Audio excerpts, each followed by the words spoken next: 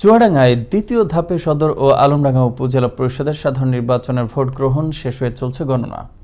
মঙ্গলবার সকাল ৮টায় সদর উপজেলা ও আলমডাঙ্গা উপজেলার ২১৭টি কেন্দ্রে ভোট গ্রহণ শুরু হয়ে বিরতিহীনভাবে চলে বিকেল ৪টা পর্যন্ত। দুটি উপজেলায় চেয়ারম্যান পদে ৮ জন, ভাইস চেয়ারম্যান পদে ১৩ ও মহিলা ভাইস চেয়ারম্যান পদে ৬ জন প্রতিদ্বন্দ্বিতা করেন। নির্বাচন সুষ্ঠু করতে দুটি উপজেলায় দায়িত্বে ছিলেন ২৬ জন নির্বাহী ম্যাজিস্ট্রেট, পুলিশ, র্যাব ও আনসার বাহিনীর সদস্যরা। ভোটাররা বলছেন, সুষ্ঠু ও সুন্দর পরিবেশে ভোট দিতে পেরে খুশি তারা। কোনো উচ্ছৃঙ্খল, কোনো গ্যাঞ্জাম ফ্যাসাদ, কোনো ঝামেলা নেই। আমাদের সেন্টারে ভোটার উপস্থিতি যদিও এখন একটু কম, কিন্তু ভোটার উপস্থিতি যতটা আসতে পর্যায়ক্রমে দেখছি ভোটার উপস্থিতি বৃদ্ধি পাচ্ছে। সুষ্ঠুভাবে ভোট হচ্ছে, ভোটে কোনো ডিস্টার্ব নেই, কোনো গ্যাঞ্জাম নেই। শান্তশিষ্টভাবে সবাই উৎসবমুখর ভোট হচ্ছে।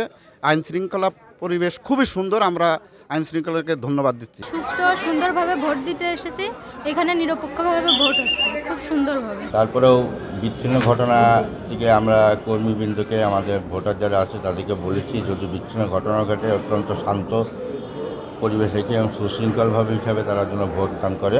উপস্থিতি ক্রমান্বয়ে বাড়ছে। আমরা বেশ কয়েকটি কেন্দ্রে, আমি এবং সম্মানিত পুলিশ সুপার মহোদয় সহ পুরো টিম, আমরা কিন্তু বেশ কয়েকটি কেন্দ্রে আমরা গিয়েছি, সকলের সঙ্গে আমরা কথা বলেছি এবং বয়োজ্যেষ্ঠ অনেক ভোটার কিন্তু তারা অত্যন্ত সচেতন এবং ভোট কেন্দ্রে আসছেন। আমরা সরেজমিনে ভিজিট করেছি, ভোটারদের সাথে কথা বলেছি, নারী ভোটার, পুরুষ voter, polling officer, polling agent, সর্বস্তরের যারা ছিলেন ভোট সংশ্লিষ্ট সবার সাথে কথা বলেছি।